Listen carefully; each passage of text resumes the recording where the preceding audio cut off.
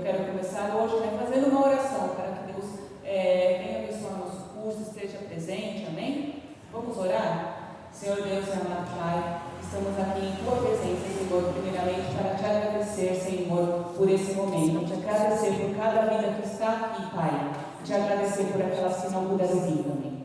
Esteja presente neste culto, Senhor. Abençoe cada irmão que vai falar, Senhor, trazer a liturgia, seja o André que vai trazer a Tua palavra, Pai. Toca no coração de cada um, em nome de Jesus. Amém. Aqueles que puderem ficar em pé, eu peço que abra a Bíblia em Salmo 103, 1 e 2. Salmo 103, versículo 1 e 2.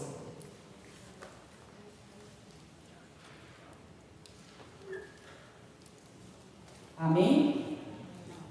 Todo o meu ser louve o Senhor. Louvarei seu santo nome de todo o coração. Todo o meu ser louve o Senhor, que eu jamais me esqueça de suas bênçãos. Amém? Amém. Esse versículo desse salmo, né, é um convite de Davi à sua própria alma ser grata, né, todos os dias. Bendize significa exaltar, engrandecer, que nós possamos, né, não focar somente nos nossos problemas, mas em todas as bênçãos e cuidado de Deus em nossas vidas. Amém? Eu quero pedir para que o irmão Emerson faça uma oração de gratidão e louvor a Deus. Senhor, nosso Deus, nosso Pai, nossa palavra é gratidão, Jesus, gratidão por estarmos aqui, Jesus, com saúde, para prestar esse culto a Ti, Senhor. E mais essa semana abençoada, Jesus, com os Teus livramentos, Jesus. Senhor, abençoa todos aqueles que não puderam estar aqui, Tu sabe da necessidade de cada um, Senhor Deus. Ó Senhor, que nunca possamos, Jesus,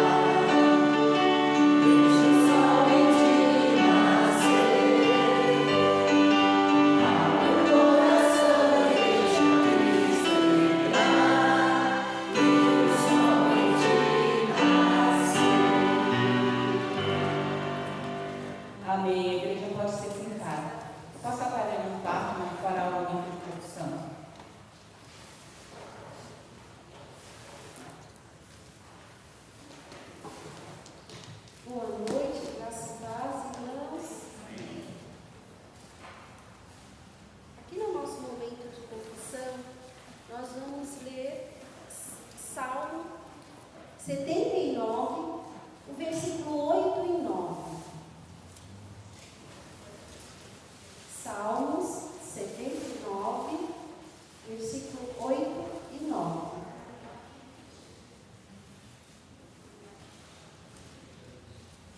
A palavra de Deus nos fala assim: não te lembres das nossas iniquidades passadas, venham ao nosso encontro depressa as tuas misericórdias, pois já estamos muito abatidos. Ajuda-nos, ó Deus, da nossa salvação, pela glória do teu nome, e livra-nos e perdoa os nossos pecados por amor do teu nome. Amém? Então aqui o salmista fez escolhas erradas e pede socorro para Deus. E Deus, como é um Pai maravilhoso e bondoso, Ele sempre perdoa os nossos pecados, não é mesmo? Então agora nós vamos tirar um minutinho para fazer uma oração, pedir perdão pelos nossos pecados, pelos nossos pensamentos, pelas nossas ações que fizemos durante essa semana, e que o Senhor possa nos perdoar. Vamos orar?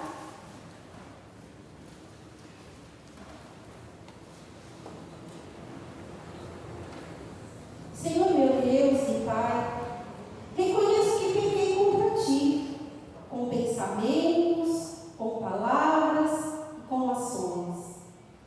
Peço perdão por todas as vezes que eu me afastei da Tua vontade através do pecado. Pai, eu peço, purifica-me, tira todo o erro da minha vida, ajuda-me a viver uma vida que seja boa para mim e principalmente que seja da Tua vontade, Senhor.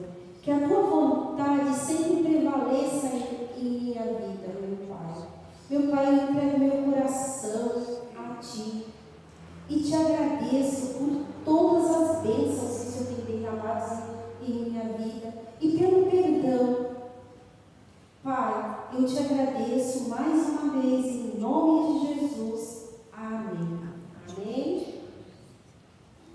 Aí nós vamos agora para o nosso momento da caixinha de pedidos de oração. E eu vou pedir para o pessoal vir cantar o que vai ter hoje. Vamos lá? O grupo de louvor.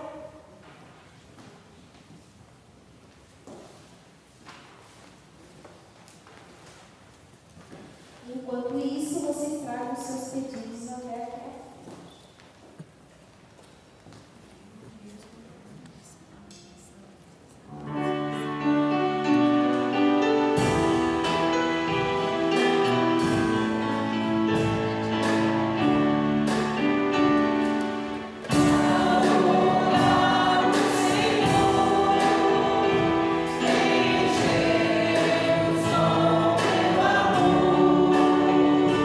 Para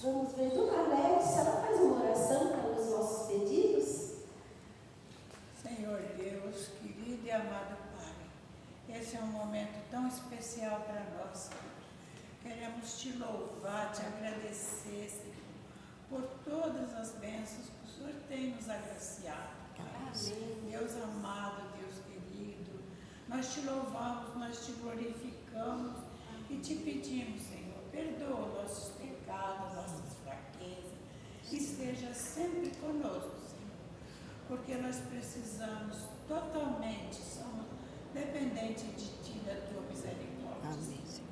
Por isso, Senhor, fique conosco, não nos abandona, perdoa nossas fraquezas, perdoa nossos pecados, segura forte nas nossas mãos, Senhor, porque nós precisamos muito, muito, muito de Ti, Senhor. Nós te pedimos hoje e sempre, Pai, fica conosco, em nome de Jesus. Amém. Amém. Agora nós vamos ao nosso grupo de louvor, né? Amém. Vamos, vamos levantar para louvar nosso Deus com alegria?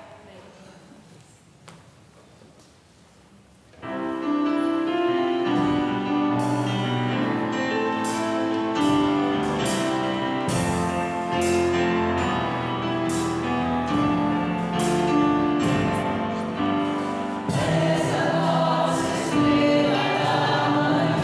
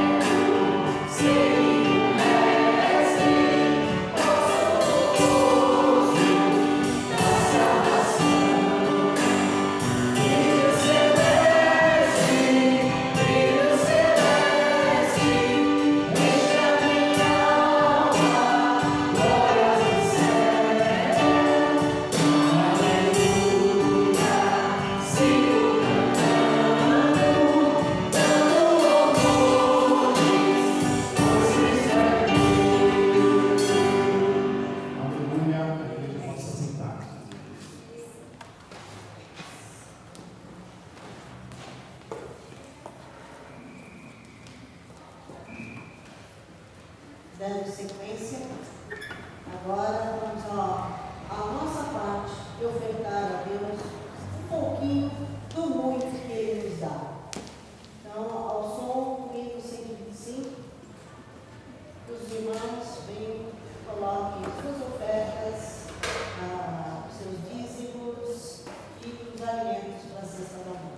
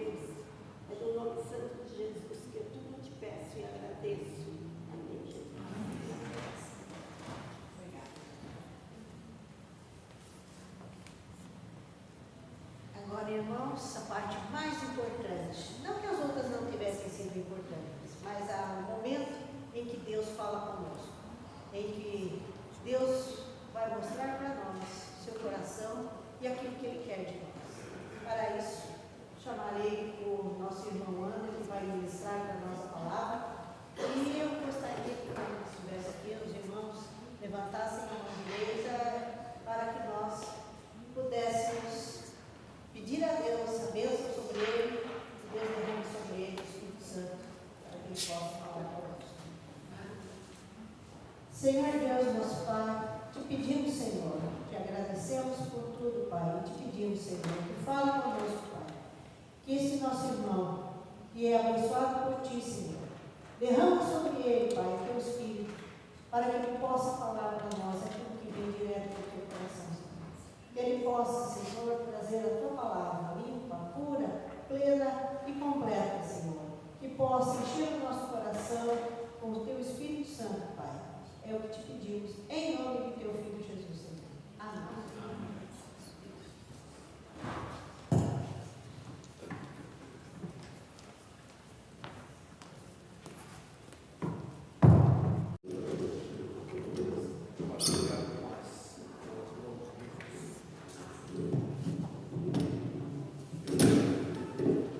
Sou italiano, mas eu preciso de uma mão para falar.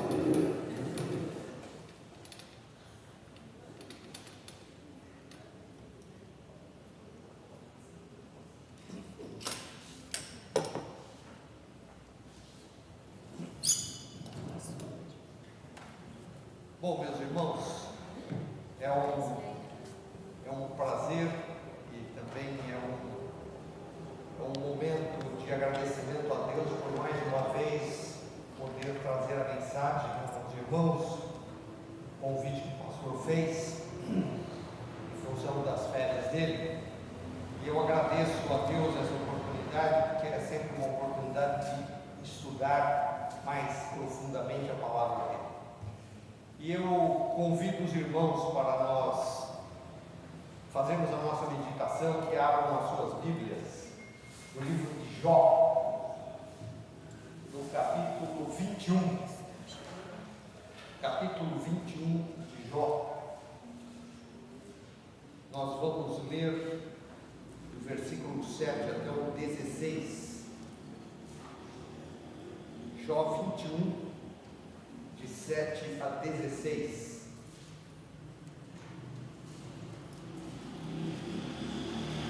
Amém? Só um pouquinho, filho. Por favor. Misericórdia.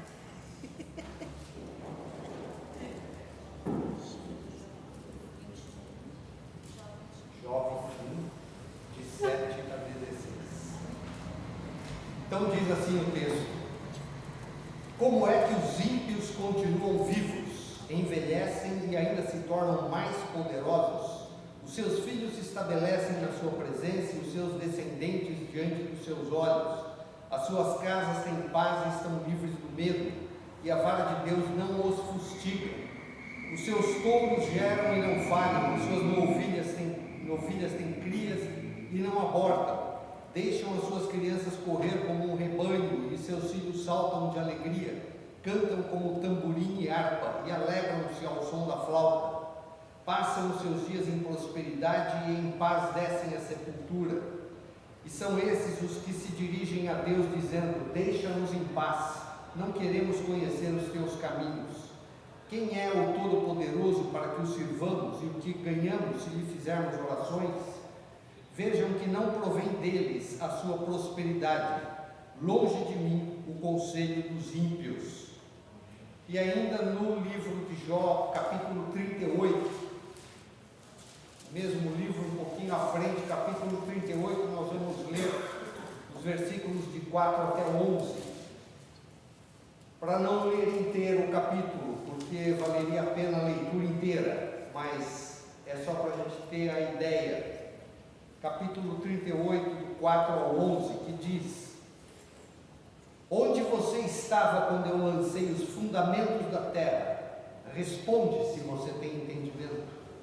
Quem determinou as medidas da terra, se é que você sabe? Ou quem estendeu sobre ela uma linha de medida? Sobre o que estão firmadas as suas bases? Ou quem lhes assentou a pedra angular, quando as estrelas da alva juntas alegremente cantavam e todos os filhos de Deus gritavam de alegria? Ou quem encerrou o mar com portões, quando irrompeu do ventre, quando eu lhe pus as nuvens por vestimenta e a escuridão por fraldas, quando eu tracei limites e lhe pus ferrolhos e portas, e disse: até aqui você pode chegar, mas deste ponto não passará, aqui se quebrará o orgulho das suas honras. Vamos orar, meus irmãos. Bondoso Deus e Pai, estamos diante da Tua palavra, palavra que nos exorta, que nos deixa meditando, e nós necessitamos, Senhor, da Tua orientação, do Teu Santo Espírito, para compreender plenamente a Tua mensagem. E é isso que nós te pedimos, que Tu estejas conosco, Senhor, e abra o nosso coração e o nosso entendimento, para que aprendamos aquilo que Tu queres que aprendamos desta Tua palavra. Acompanha-nos, é o que te pedimos, com o perdão dos nossos pecados, em nome de Jesus. Amém. Os irmãos podem sentar-se. Bem, meus irmãos, eu quero hoje refletir com vocês sobre uma pergunta que atravessa séculos, culturas e filosofias. E é uma pergunta que todo mundo em algum momento já se fez. Por que Deus, um Deus bom, permite o mal no mundo? Para a gente contextualizar um pouco a ótica que eu quero abordar isso, eu vou contar uma pequena história que é verdadeira, isso não é uma historinha, não é uma história, é uma história. Em 2008, tem uma jornalista britânica, ela vive em Londres, ela é também comediante de stand-up, aquelas comédias que a pessoa fica falando, contando piadas, né? E ela também é uma ativista. O nome dela é Ariane Cherini. Ela é ateia. E ela se sentiu muito ofendida, incomodada por ver algumas frases bíblicas em propagandas de ônibus em Londres. Uma das frases que estava colocada no ônibus era um versículo bíblico. Dizia: mas o Filho do Homem, quando vier, será que vai encontrar fé sobre a terra? Isso está em Lucas 8:18. Aqui no Brasil também aconteceu. Mas antes de falar aqui no Brasil, eu quero mostrar para vocês, porque ela fez uma indignada que ficou, ela fez uma campanha para fazer propagandas sobre ateísmo nos mesmos ônibus ingleses. Como ela era uma pessoa conhecida, ela fez uma campanha, tipo uma vaquinha online, e muitas pessoas contribuíram. Dentre elas, uma pessoa muito conhecida chamada Richard Dawkins, que é um cientista, ele é um biólogo evolucionista. Ele não crê na criação, ele crê que o homem evoluiu de uma ameba, como diz o nosso irmão de fé, o Marcos Eberle, e a ameba é a nossa tataravó, segundo a visão dessas pessoas. E o Richard Dawkins contribuiu, deu dinheiro para essa mulher, junto com uma série de outras pessoas, para fazer essas campanhas. E eu quero mostrar para vocês um primeiro slide, onde aparece exatamente o ônibus que ela patrocinou. Está aí a Ariane Cherini com o Richard Dawkins na frente de um ônibus que se lê que provavelmente Deus não existe. Portanto, pare de se preocupar e aproveite a vida. Essa é a mensagem. Olha, provavelmente Deus não existe. Então, não esquenta a sua cabeça, vive a tua vida, porque Deus não existe, Deus. Essa é a visão dessas pessoas. Essa campanha, ela invadiu o mundo, ela não ficou restrita à Inglaterra, ela chegou em Washington, ela chegou na Espanha, na cidade de Madrid, Barcelona, Valência, na Itália, na Austrália, e o Brasil, como copia tudo que é ruim do mundo, a gente tem mania de copiar, copiou e resolveu trazer para cá também. Ela ia ser mostrada em Porto Alegre, em Salvador e São Paulo. Por algum motivo que a gente não sabe muito bem, porque não ficou muito claro, ela acabou não indo para os ônibus, porque parece que tinha uma lei, que tinha uma regulamentação sobre questões de propaganda em ônibus e tal, enfim, não foi para o ônibus, mas foi para outdoors que foram espalhados em várias cidades. Mas o próximo slide. E tinham 4 slides, 4 propagandas, uma lá copiando, mostrando lá o Charles Chaplin, falando que ele era um ateu, mas ele era uma pessoa de boa índole, né? Bom caráter. Ela diz, religião não define caráter.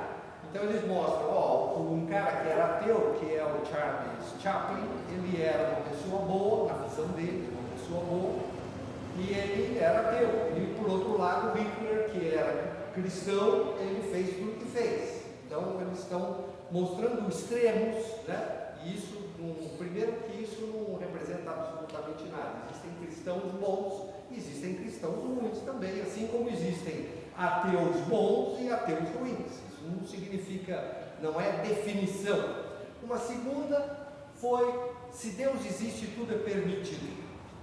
Aquela visão assim, se Deus não existe, então vamos viver a nossa vida, porque se Ele não existe, não tem nenhum tipo de consequência dos nossos atos. Então, eles dizem, se Deus existe, tudo é permitido. O que eles estão dizendo? Olha, como Deus não existe, Ele permite, inclusive, que se derrubem as torres gêmeas, colocando isso na conta dos cristãos. Aqui embaixo, somos todos ateus como os deuses dos outros. Estão dizendo que os cristãos falam muito mal dos pagãos, porque eles são ateus com esses outros deuses. Só o nosso Deus, e nós sabemos que isso é uma verdade, só o nosso Deus que é efetivamente Deus. Essa era mais uma, e a última ali, a fé não dá respostas, apenas impede perguntas. Como quem diz assim, a prisão de pessoas porque fazem perguntas inconvenientes é contra os cristãos. É isso que eles estão querendo dizer. Isso essa campanha foi patrocinada por essa ateia. Foi patrocinada por essa organização, é aquele que estava mesmo, pela ateia, que é uma organização www.ateia.org.br. É uma das empresas não, instituição que patrocinou isso daí. Bom, essas frases que foram exibidas, elas são dignas do mesmo autor que falou, meu corpo, minhas regras. Vocês já ouviram falar essa frase? Meu corpo, minhas regras. Isso recente, é uma frase que a gente não sabe quem que inventou.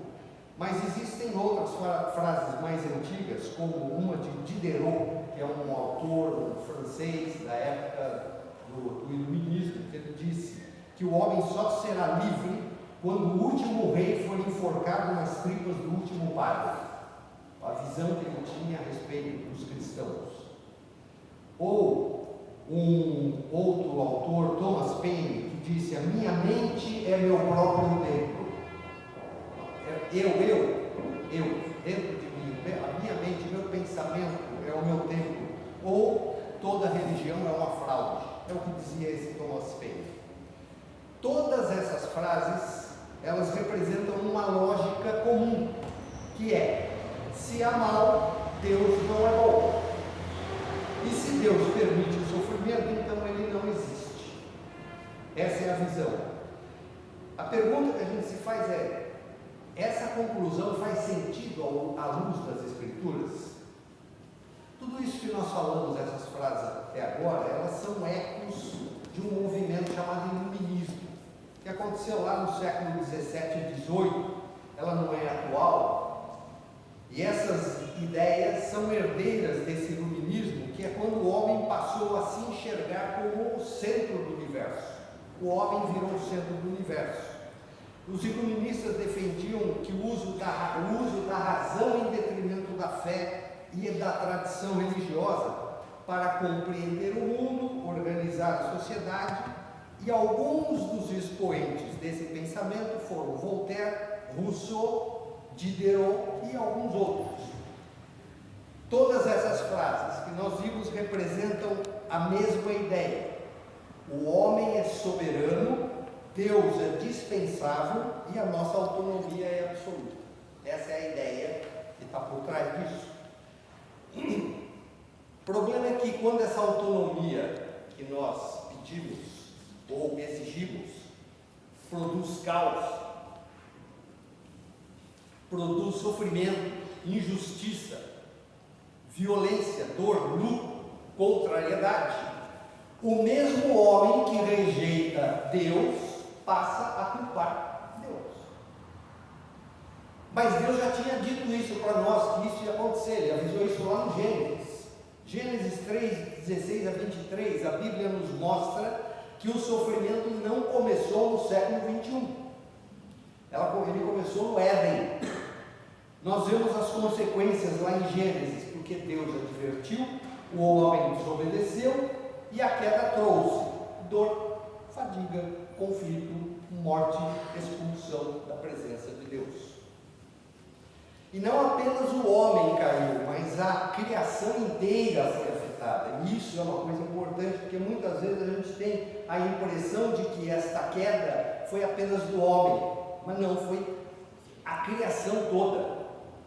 A terra está com problemas, a criação, a terra geme, furacões, terremotos, tsunamis, pestes, pragas, seca, inundação. A terra não era para ser assim. Deus não ia ter, no início, antes do pecado do Adão e da Eva, a terra não era assim, não era para acontecer isso. Maldita é a terra por tua causa, de Gênesis 3,17. O mal não é um defeito da bondade de Deus, é consequência da rebelião humana. Nós queremos desafiar as ordens de Deus, e como uma criança nós queremos testar Deus. Quando a gente olha para uma criança pequenininha, bonitinha, né, a gente vê o retrato perfeito da humanidade. Os pais dizem: não toque nisso, você vai se machucar. Não suba aí que você vai cair. Não vá brincar com o cachorro na cozinha, vá para o quintal. E o que a criança faz? Obedece.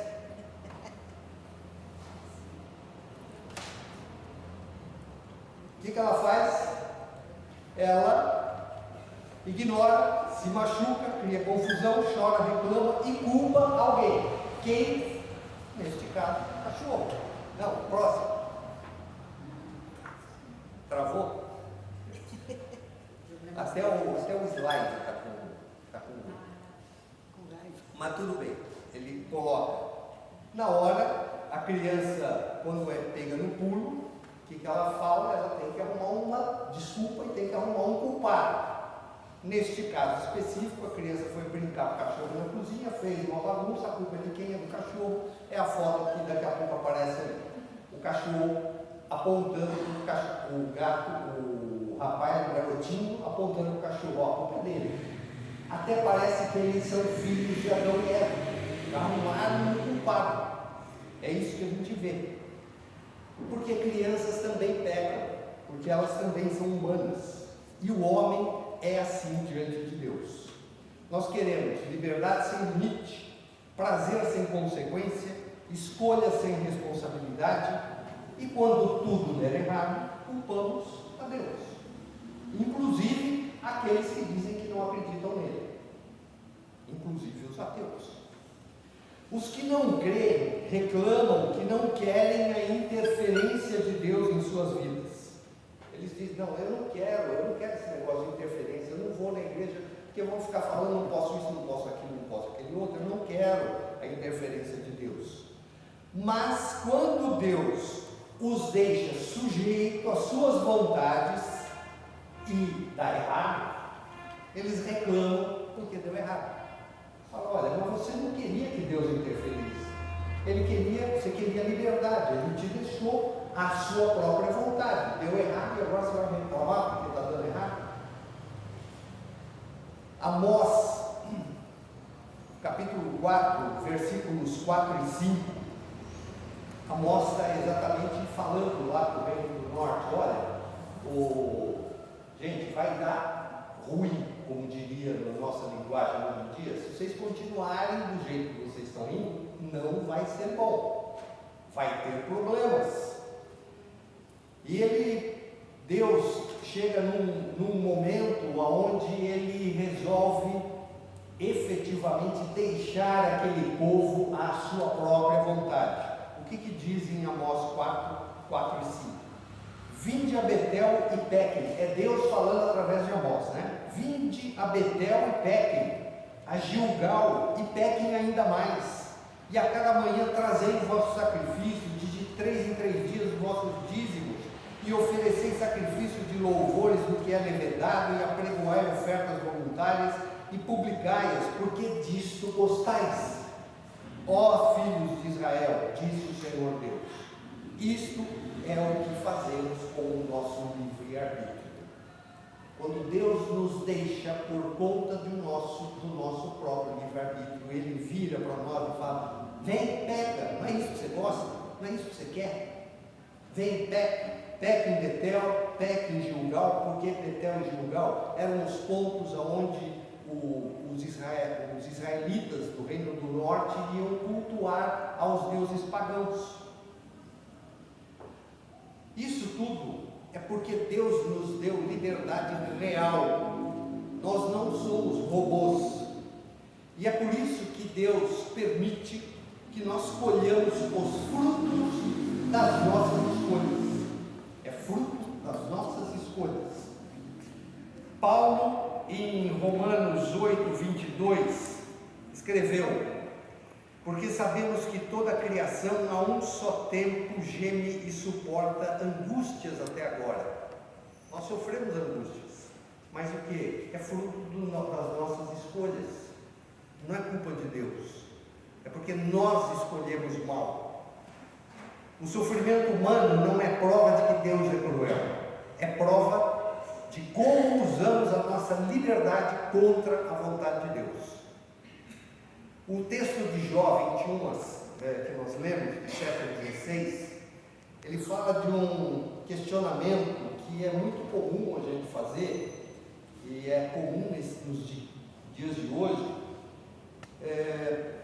que é a velha pergunta: por que os maus se dão bem neste mundo? 21, de 7 a 16, ele estava falando a respeito por que os ímpios ficam ricos, não tem problemas, são prósperos, as crianças se alegram, são felizes, eles não são atingidos. Por que o Jó está falando aquilo? Porque os amigos dele, que foram consolar o Jó, começaram a acusar o Jó, né? Falaram: Jó, você deve ter feito alguma coisa, você roubou, você tirou de viúva, você não foi uma pessoa boa. Estavam acusando o Jó. E o Jó, para tentar se defender, ele está colocando: olha, não, até porque nesta época era muito comum, e não só naquela época, hoje em dia também, achar que ser bom, fazer caridade, fazer tudo certinho, dar esmola, não sei o que isso daí é que leva para o céu. Naquela época já era assim, hoje em dia também, ainda tem muita gente que acha que é isso, que são as minhas boas ações que vão me levar para o céu. Então o Jó estava se defendendo daquilo que ele estava sendo acusado de ter sido mal, por isso que tinha acontecido tudo aquilo com ele. Então ele começa a dizer: olha, veja só, os ricos não passam por esse tipo de problema, eu estou passando. Isso significa que eu não sou uma pessoa lá, eu estou passando, mas ele não estava entendendo o que estava acontecendo. Então esse texto de Jó nos mostra isso. Por que os maus se dão bem neste mundo? E o Jó se defendendo, e a pergunta que a gente se faz é: isto que nós vimos Jó se defendendo, acontece ainda hoje em dia, no mundo que nós vivemos? Nós vemos pessoas más que enriquecem, que têm prestígio, que têm poder, e pessoas justas que são enxotadas, presas, achincalhadas, difamadas. Vocês já viram isso daí hoje em dia? Hoje em dia a gente vê isso assim, tropeça na rua, dependendo de onde você estiver, principalmente. O problema é que essa situação dos maus se darem bem, um problema é o mau exemplo que dá para as gerações que virão lá. Porque as gerações que vêm pega e fala: por que eu vou ser bom se os bons que eu conheço todos não venceram na vida? Venceram na vida. Eu quero ser rico, famoso, tal, então eu vou ser igual a esses que fizeram. Esse é o problema. Além dos ímpios que prosperam, a gente vê neste mundo guerra que se arrasta há anos, como a Ucrânia e a Rússia, onde inocentes de ambos os lados estão morrendo. Nós vemos aí o conflito do Oriente Médio, que alguns analistas aí afirmam que pode se arrastar e se tornar uma terceira guerra mundial. São alguns analistas dizendo, a gente estava falando até disso hoje de manhã na escola dominical. São hipóteses. Nós estamos vendo esse mal acontecendo no mundo. Nós vemos situação de países que sofrem com perseguições aos cristãos, como a Coreia do Norte, a China, os países muçulmanos, a Europa, por incrível que pareça, está perseguindo cristãos. A América Latina não precisa nem falar, né? Nicarágua, a situação que está na Nicarágua, Cuba, Venezuela, até pouco tempo agora está parece que um pouquinho melhor, México, Brasil, de alguma forma, a gente já vê isso acontecendo. Teve uma mulher, uma promotora de justiça que fez um escândalo no evento, vocês devem ter visto. Ela fez um escândalo no evento porque recitaram uma poesia que falava de Deus. E ela falou, um absurdo você fazer isso. Isso é perseguição, isso é discriminação. Venezuela, além dessa situação, ela passou por uma devastação econômica e social fruto do governo que ainda está lá de alguma forma, mas como não bastasse, ainda teve um terremoto que matou milhares de pessoas, a gente não sabe sequer quantos foram as vítimas. Nós estamos vivendo nesse mundo que tem problemas. Este mundo tem coisas ruins. E este mundo se orgulha da sua ciência, da tecnologia e do conhecimento. São orgulhosos disso. O homem descobriu uma meia dúzia de leis naturais e acha que desvendou o universo, né? A criação inteira. A meteorologia não acerta uma, né? Você abre a meteorologia, lê lá, amanhã vai fazer sol. Você sai para trabalhar, cai um pé d'água no caminho, você não levou guarda-chuva, você não levou capa, ou o contrário, você sai preparado para a chuva e faz calor. Isso é normal acontecer. Por isso é previsão do tempo. Mas nós descobrimos o DNA. Os cientistas descobriram o DNA, o funcionamento das mitocôndrias, a síntese de proteína no corpo humano, mas ele não consegue replicar isso, ele não consegue fazer outro. Você entendeu? Não, entendi como é que faz, então faz. Não sei, isso nós não sabemos fazer. O pior é que não sabe fazer e não sabe nem explicar como é que isto apareceu. E isso é uma verdade, eles não sabem como que surgiu isso. Porque algumas coisas que ali surgiram, elas são contraditórias entre si, né? Tem algumas coisas que não tem jeito, ela teve que ser feita daquela forma, porque não tinha como ela evoluir até aquele ponto. Agora, apesar de tudo isso, nós ainda ousamos questionar Deus. Nós ousamos questionar Deus. O Senhor pergunta para Jó, no capítulo 38, aonde estavas tu quando eu lançava os fundamentos da terra? Responda-me, já que sabe tanto. O Jó estava se defendendo, ele pediu, ele falou, Senhor, eu quero ter aqui a chance de falar frente a frente para me defender, para fazer minha defesa, porque isso, eu agi assim, assado, eu não fiz nada de errado, estava questionando Deus. Deus então pergunta para ele, Jó, onde você estava quando eu lancei o fundamento da terra? Me responde isso, se você é uma pessoa tão sábia desse jeito. E é isso que Deus nos diz no nosso dia a dia. Romanos 3,10 tem uma frase que é lapidar: não há um justo sequer. Não há um justo sequer. Como descendentes de Adão que nós somos, nós sofremos desastres naturais, guerras, decisões políticas injustas, violência, perseguições. Assim como um governante que é ímpio, que é ruim, quando ele toma uma decisão, ele arrasta o país inteiro junto com ele. Porque quando um presidente, um primeiro-ministro toma uma decisão em um país, em algum momento, não é só ele. Se ele declarar guerra, não é o presidente e o primeiro-ministro que vai na guerra. Ele vai ficar lá na sala dele. Quem vai é a população, é o povo, é o exército, são compostos de pessoas. Então o governo ímpio arrasta uma nação inteira junto. E o pecado nosso, que é estrutural da humanidade, esse é o pecado é estrutural, faz parte da nossa estrutura, o pecado está no nosso DNA. Este pecado que é estrutural arrasta o mundo inteiro a gemer diante dos problemas que acontecem no dia a dia.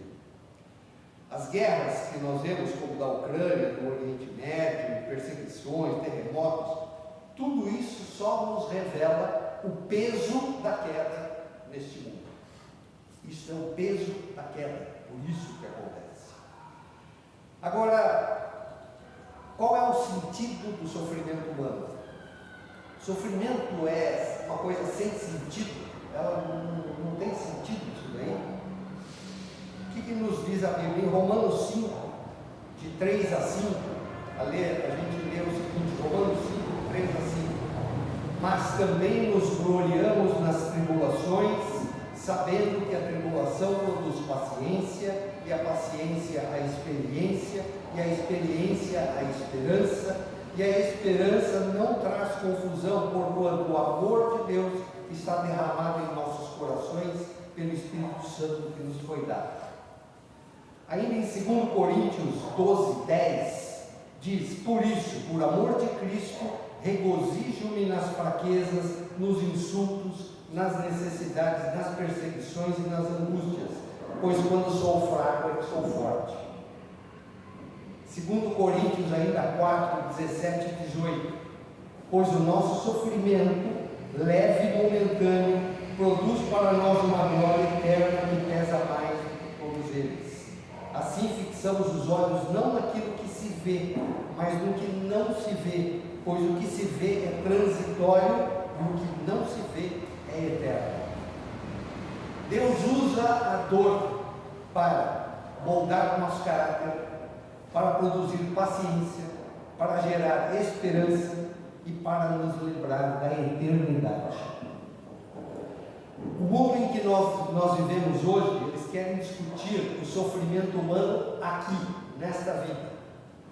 Nós, como cristãos, não queremos discutir o sofrimento humano aqui. Nós queremos discutir o sofrimento eterno lá, quando a gente quando morrer. O sofrimento aqui, ele passa. A nossa preocupação é discutir o sofrimento eterno, que pode acontecer caso não criamos nesse Deus e não andemos conforme a sua vontade.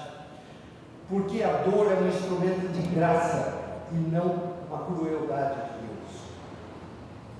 E como é que Deus responde a isso para nós? Deus ficou indiferente ao sofrimento humano? Não. Deus enviou o seu Filho, o novo Adão, para redimir o homem e restaurar a criação, e Cristo nos falou: eu disse essas coisas para que em mim vocês tenham paz. Neste mundo vocês terão aflições, contudo, tenham ânimo, eu venci o mundo. A resposta de Deus ao sofrimento humano não é uma ideia, não é um conceito, não é um problema matemático, é uma pessoa. A resposta de Deus ao sofrimento humano é uma pessoa, que é Jesus Cristo. Essa é a resposta de Deus com relação ao sofrimento humano. E Ele não explica apenas o sofrimento. Cristo, quando vem a nós, Ele não explica apenas o sofrimento, porque Ele entra no sofrimento, Ele carrega o sofrimento e Ele vence o sofrimento. É isso que Cristo fez. Nós, como cristãos, nós não somos chamados a entender tudo. Não é esse o chamado que Deus nos faz. Entendam tudo. Nós somos chamados a crer e confiar. O mal existe porque o homem se afastou de Deus. É por isso que o mal existe. Não é porque Deus é ruim. É porque nós nos afastamos dele. E o bem triunfa porque Deus nos aproximou dele através de Cristo. Por isso que o bem triunfa. Não é porque nós somos bonitinhos. É porque Ele mandou o Filho dele, e este seu Filho propiciou que a gente nos achegássemos novamente a Deus. Tem um psicólogo suíço que é cristão, chamado Paul Tournier. e ele diz assim: a resposta de Deus não é uma ideia, não é uma proposição como a conclusão de um teorema. Ele é a própria resposta. A resposta de Deus é Ele mesmo, é Ele que é a resposta. E é por isso, meus irmãos, que nós cremos neste Cristo, porque sabemos que, mesmo diante das dificuldades, nós sabemos que o objetivo de Deus com as dificuldades e com as coisas ruins que acontecem nesse mundo é para o nosso bem. É isso que a palavra dele nos diz. E, portanto, que a verdade, que é o próprio Cristo, nos sustente nas aflições desse mundo e nos lembre que a glória eterna pesa mais do que toda a dor presente. Amém, meus irmãos. Que Deus nos abençoe.